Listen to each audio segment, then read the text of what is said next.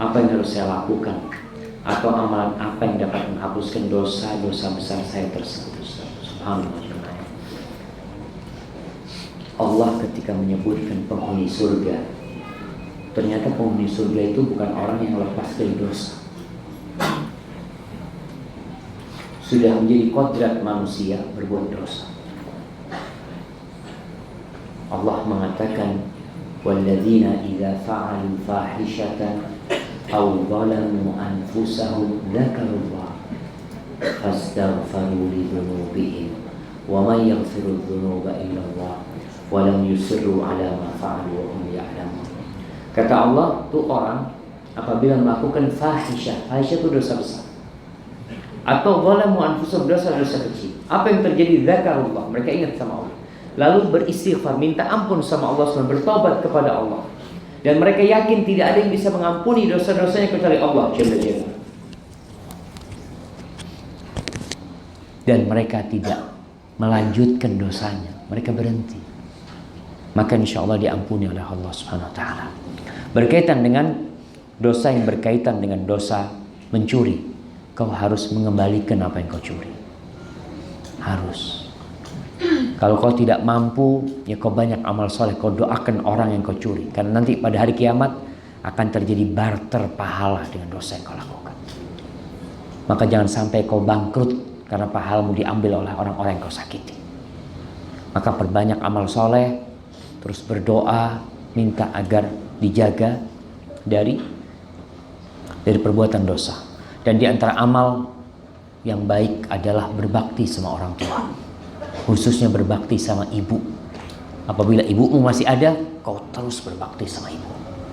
Semoga kebaktianmu sama ibu bisa menghapuskan dosa-dosa. Barakallahu fikum. Ustaz, di yaumil akhir semua perbuatan kita di dunia akan dihisab dan dibuka seterang-terangnya. Nah, Allah mengatakan, yauma idzin tu'raduna la takhfa minkum khafiyah. Bagaimana caranya atau amalan apa yang bisa menutupin semua perbuatan kita di dunia? Karena saya malu jika semua dibuka. Perbuatan yang pernah saya lakukan yang lalu-lalu akan ketahuan semua. Wallahi sahih jamaah. Masya Allah. Hati-hati yang di bawahnya itu. Baik. Berkaitan dengan apa saja amalan yang bisa menutupi dosa-dosa kita, istighfar. Dan taubat itu yajubbu ma qabla atau tajubbu ma qabla, menghapuskan semua yang pernah kau lakukan. Karena nanti pada hari kiamat ada orang yang dihisap sama Allah Subhanahu wa taala. Kemudian Allah panggil dia.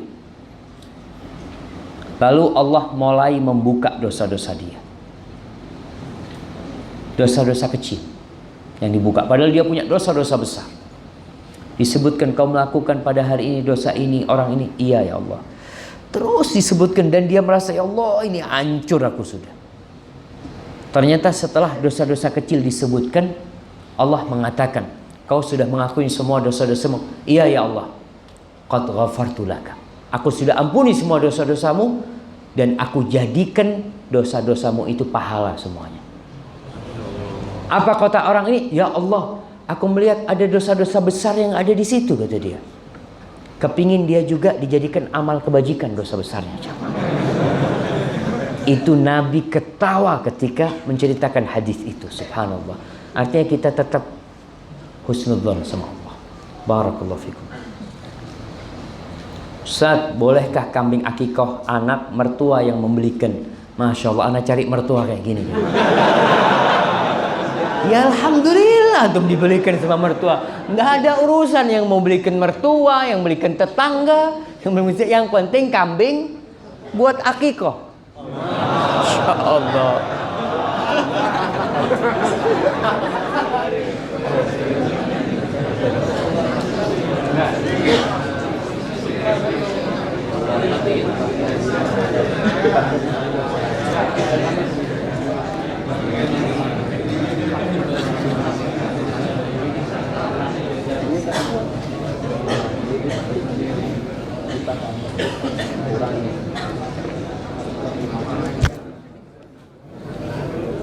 Kalau jalan air, AC-nya nyala.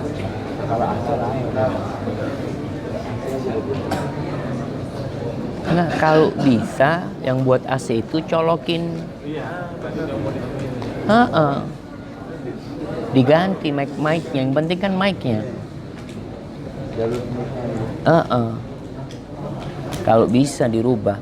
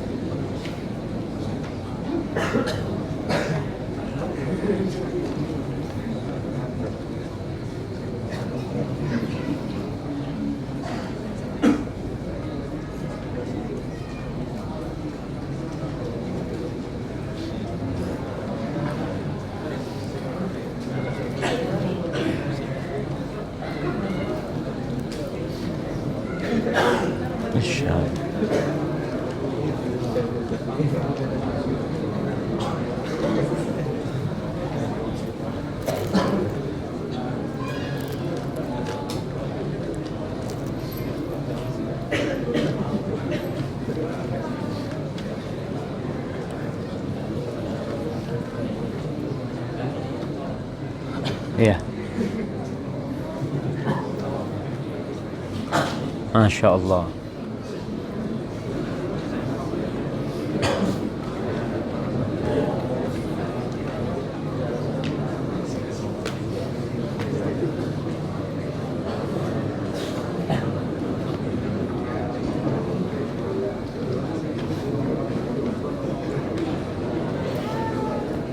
Allahumma salli wa sallim ala Muhammad. Salli wa sallim.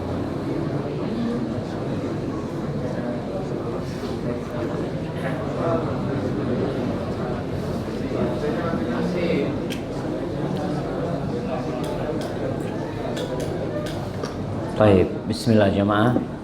Sampai mana kita tadi? Kambing. Nah, jadi bolehkah kambing untuk akikah? Anak mertua yang membelikan, syukron, kau harus banyak terima kasih sama mertua. Jangan durhaka sama mertuanya. Sampai kambingnya mah dibelikan, dikasih anaknya, dikasih kambingnya. Insya Allah. Kan nggak bersyukur dapat mertua kayak gitu. Baik, barakallahu fikum. Ya, ini ada pertanyaan. Ustadz, adanya hari libur nasional pada tanggal 1 Januari. Tadi juga pada tanggal 25 dengan Natalan. Bagaimana kita menyikapinya, Ustadz? Karena itu sudah ditetapkan dengan pemerintah. Ya, kita jangan ikut acara mereka. Manfaatkan liburan itu untuk hal-hal yang bermanfaat. Ustadz, ada tadi yang tanya, gimana kalau kita senang, Ustadz, karena tanggalan merah? Ya, itu yang jadi masalah. Kalau antum senang dengan tanggal merah, antum bikin kalender merah semua. Antum mau libur terus kehidupan jamaah. Jadi kalau bicara libur, wajar orang libur, gaji tetap dapat. Dia senang, wajar. Tapi kita tidak senang dengan acara-acara yang ada pada hari itu. Barakallahu fikum. Assalamualaikum warahmatullahi wabarakatuh. Afwan Ustaz, di kampus ana beridentitaskan Islam. Akan tetapi sholat di awal waktu belum terlaksana. Bahkan saya sendiri sering sekali masbuk. Tolong masukkannya Ustaz. Iya, sabarlah jemaah. Artinya proses untuk mendapatkan sesuatu yang sempurna itu butuh perjuangan. Tapi alhamdulillah kampus sudah memulihkan sholat, walaupun kadangkala umpamanya waktunya adzan umpamanya jam 12, ini kita baru istirahat setengah 1. Ya udah, oh dengan yang di kelas setengah 1 sholat berjamaah di masjid. Atau yang kerja, Ustaz, kita kerja pulang dari kantor baru jam 4, Ustaz.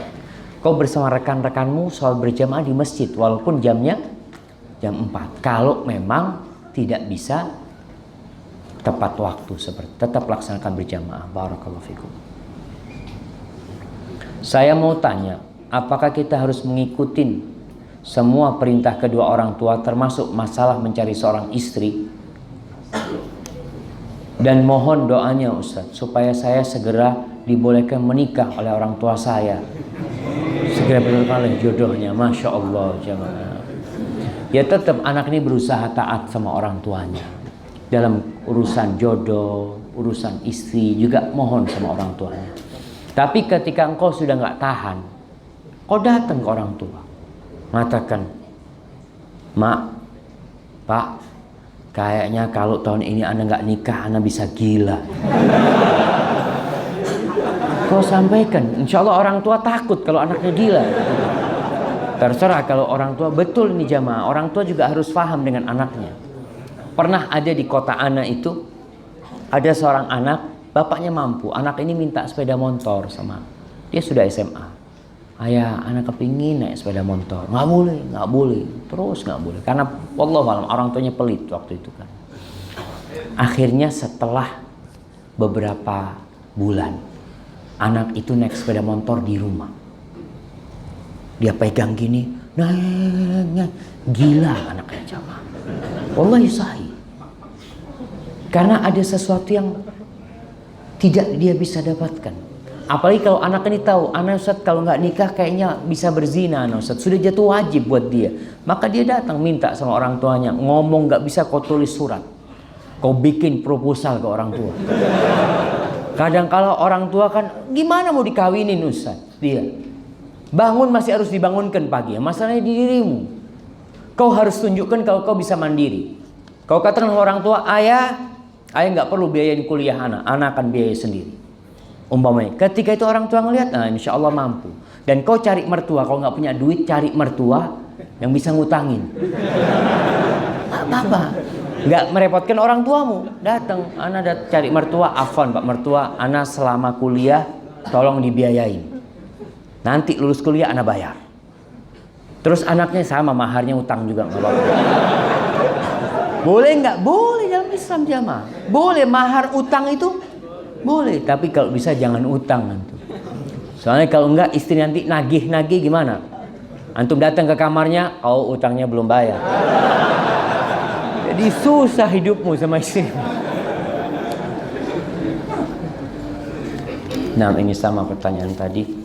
Ustadz, Anda mau tanya mengenai dampak lingkungan sekitar kita. Ada yang bilang kalau kita memang emas maka akan tetap emas. Ya kalau kau emas, tapi kau bukan emas, jadi masalah. Ini orang subhanallah jemaah. Jangan kalau kita emas maka akan tetap emas. Memang ada Mas Jawa. Tahu Mas Jawa, Mas Mansur, Mas Fulan itu Mas Jawa. Tapi kalau bicara emas, kita bukan emas ya. Kita itu gampang terpengaruh. Bahkan Rasulullah SAW bagaimana mengatakan almar'u ala dini khalilihi. Orang itu ikut agama teman dekatnya. Ikut. Artinya pengaruh lingkungan sangat besar sekali. Lalu ana dan kita sebagai muslim ingin tetap menjalankan agama ini dengan istiqomah dan keimanan baja. Bagaimana cara agar tetap di jalur tersebut?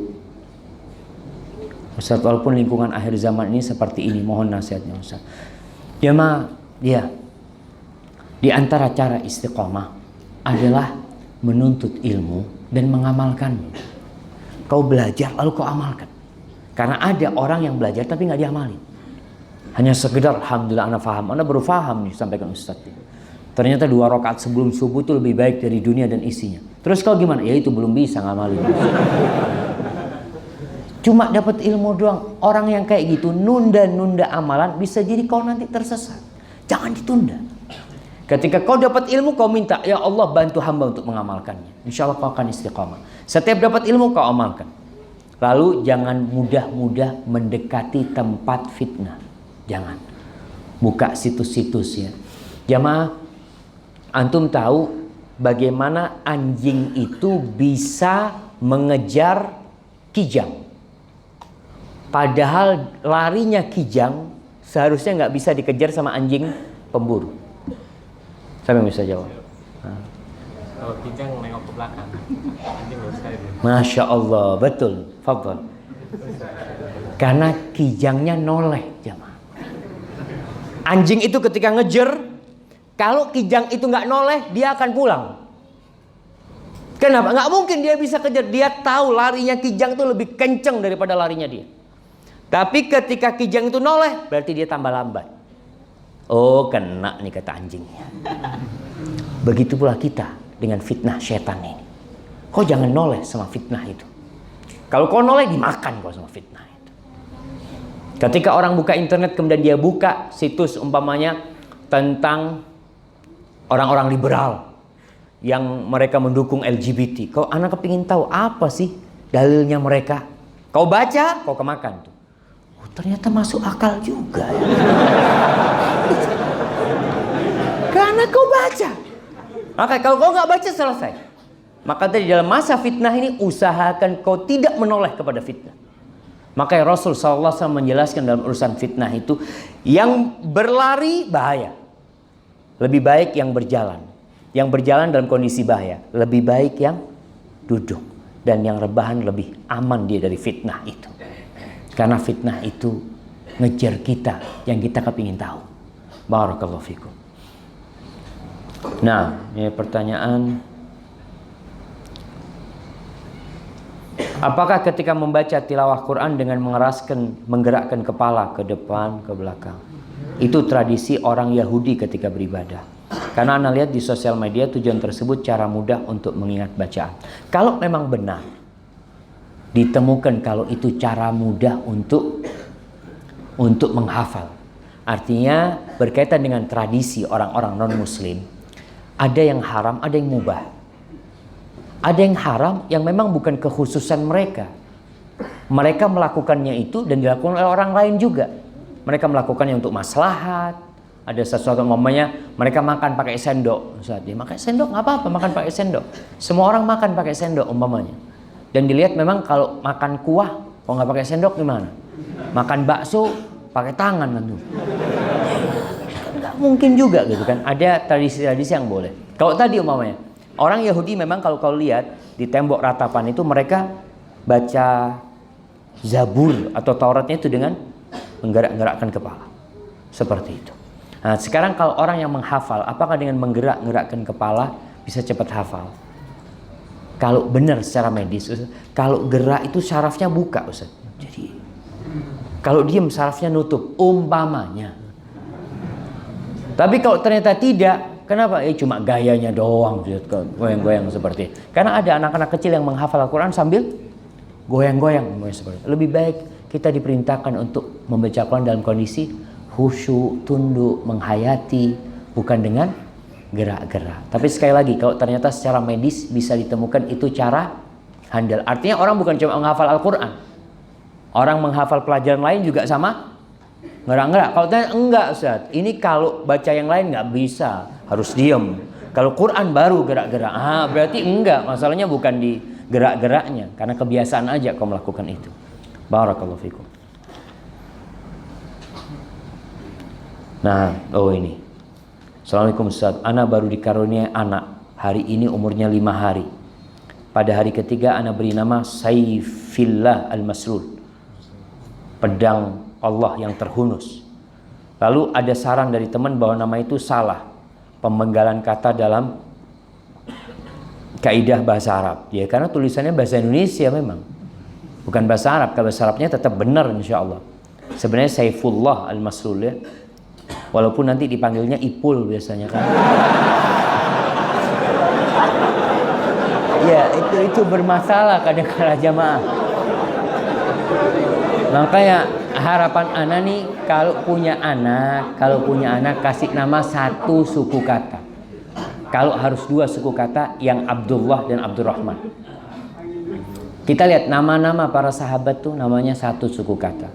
Abdullah, Abdurrahman, Umar, Ali, Utsman. Nama keduanya nama bapaknya. Sedangkan kita enggak. Nama pertama, kedua, ketiga namanya dia. Ditanya siapa nama bapaknya? Wallahu a'lam. Ada yang sama kakeknya nggak tahu namanya. Dia tahu siapa nama kakeknya, nggak tahu, yang manggilnya kakek aja kita. Maka tolong dirubah nih tradisi umat Islam. Ya kalau kita bicara tradisi, artinya boleh nama gini boleh aja. tidak ada larangan. Tapi kalau nama satu, nama kedua, nama bapaknya, itu orang tua mengajarkan kepada anaknya berbakti sama bapaknya. Maka terus terang anak kadangkala kalau nama anak disebut Syafiq Basalama, anak marah sama panitia. Kenapa? Kenapa kau tidak sebutkan nama bapakku? Aku ada ini karena bapakku. Dan seorang anak pun ketika menyebutkan itu menyebabkan bapaknya juga bahagia. Ketika tahu anaknya tidak pernah meninggalkan nama orang tuanya di belakang namanya. Maka tolong ajarkan kepada anak kita pun bawa nama bapaknya dia bawa. Sejak kecil sampai tua tetap nama bapaknya ada dalam nama dia. Tentunya dengan cara namanya satu suku kata. Yang kedua, ketiga nama bapak dan nama kakeknya jemaah. Jadi kalau bicara nama itu sebenarnya nggak ada masalah. Mohon sarannya apa harus ganti nama? Ya kalau bisa diganti kasih nama yang satu suku kata. Kemudian yang kedua namamu, yang ketiga nama bapakmu. Jadi 3 suku kata dengan nama kakeknya. Bagaimana adab atau prosesinya? Ya tinggal diganti aja. Dan kau laporkan kalau tidak banyak orang tahu kalau kau mau ngundang boleh nggak Ustaz kita ganti nama ngundang orang? Nggak ada masalah. Kalau ngundang orang mau ngasih tahu orang-orang tolong nama anak-anak udah diganti. Seperti itu. Jadi bukan untuk urusan kalau nggak pakai acara nanti anaknya kualat. Enggak, bukan seperti itu. Kemudian memang karena hari ke-7 mau anak gundul kepala. Sunnahnya itu ngasih nama pada hari ke-7. Jadi kau boleh ganti pada hari ke-7, kau gundul kepalanya, tapi tidak potong kambing Ustaz. Karena nggak ada biayanya. Iya, berkaitan dengan akikah. Akikah ini sebenarnya murah jemaah. Cuma kita yang bikin mahal. Kenapa kita bikin mahal? Karena kita berpikir akikah itu harus dimasak. Padahal enggak. Akikah itu adalah potong kambing. Kau potong kambing, kemudian kau bagikan ke tetangga-tetanggamu dalam kondisi mentah, nggak apa-apa. Kau sudah akikah. Tapi kalau kau masak lebih mulia. Tapi Ustaz kalau masak kayaknya 2 tahun lagi Ustaz. Tapi kalau mentah nggak bisa potong sekarang. Berapa harga kambing sih? So, terlalu mahal. 800 dapat sekarang. Iya, artinya kambing yang umurnya 1 tahun. Kalau kambing itu kambing kacang ya, kambing apa? Kalau domba itu umur 6 bulan. Dapat umur 6 bulan harga 800. Dapat jemaah. Kalau kau nggak dapat, kau piara sendiri. Artinya beli yang kecil kau sudah tahu nih, artinya nih insya Allah 4 bulan lagi lahiran. Kau piara, beli yang umur 2 bulan. Nanti lahiran umur 6 bulan kau potong, bismillah. Jadi Islam tidak memberatkan, tapi kalau kau nggak mampu ya nggak usah potong. Nunggu kau kapan mampu. Mampunya setelah 2 minggu kau potong. Mampunya setelah setahun, ahlan wa sahlan. Barakallahu fikum. Bagaimana hukumnya jual tanah warisan untuk menuntut ilmu agama dan berangkat umroh? Ya dilihat tanah warisannya siapa yang kau jual. Betul jemaah. Artinya kalau tanah warisan dia berarti milik dia sudah. Kau mau jual, kau mau apa. Tapi kalau tanah warisan keluarga kemudian dia jual nggak boleh. Karena itu sudah milik bersama. Jadi harus dibagi. Kalau kau bersaudara 3 berarti tanah warisan itu milik orang 3. Dibagi, yang bagianmu kau mau bikin untuk ilmu, yang bagianmu kau untuk umroh, tafadhol. Dan warisan ini jamaah harta nemu. Maka jangan sampai berantem karena harta yang kau tidak ada kerja di sana. Tapi Allah menyebutkan wa ta'kuluna turatha aklan lamma. Kau makan warisan itu campur aduk halal haramnya. Padahal harta nemu. Artinya kalau kau nggak ada usaha, kalau kau ada usaha itu milikmu. Tapi ini orang tua mati, harta itu bagi bersama. Maka bagaimana orang pelit dengan harta warisan padahal dia nemu? Seharusnya fadl, mamanya ada fulan, aku rumah itu kalau bisa buat aku ya. Buat kakaknya yang mungkin janda nggak punya, sudah bismillah kak, kau ambil tuh rumah itu. Yang lain ahli warisnya ridho, selesai. Jangan sampai warisan itu memutuskan silaturahim, jangan sampai. Barakallahu fikum. Ini sama pertanyaan dengan yang tadi. Bagaimana cara meyakinkan orang tua agar bisa merestui anaknya untuk menikah? Menikahi calon, sudah ada calon. Sudah ada, calon mertua sudah setuju. Orang tua membolehkan nikah jika sudah bekerja misalnya, selesai pendidikan dan sebagainya. Apakah termasuk tidak berbakti kepada orang tua jika merayu meminta orang tua untuk merestui pernikahannya. Jangan kau nikah itu pakai duitnya siapa? Kalau tadi dia itu nggak punya duit sama sekali, Rasul SAW mengatakan, man istata'a minkumul ba'a falyatazawwaj. Barang siapa yang punya kemampuan, hendaklah menikah. Yang punya kemampuan. Tapi kalau kau menikah harus merepotin orang tuamu, kau durhaka jadinya. Tapi tadi kalau kau punya mertua yang setuju, ya kau nego sama mertuamu. Insya Allah orang tua kalau nggak keberatan ya fadhol. Apalagi orang tua sebenarnya tidak melarang, cuma ingin anaknya mandiri. Karena terus terang ya malu juga. Dan bagi yang tergantung sama mertuanya, kadangkala ada intervensi dari mertuanya.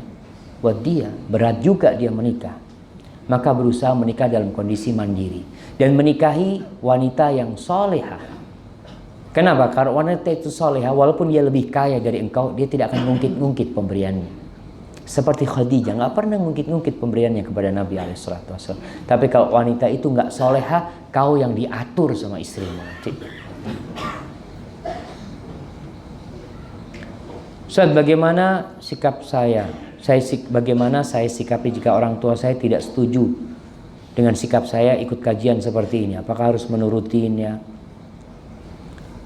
Ibu saya tidak ikut kajian ilmu. Saya takut ibu saya nggak ridho dengan sikap saya yang ikut kajian agama. Jadi jamaah, orang tua kita tuh sayang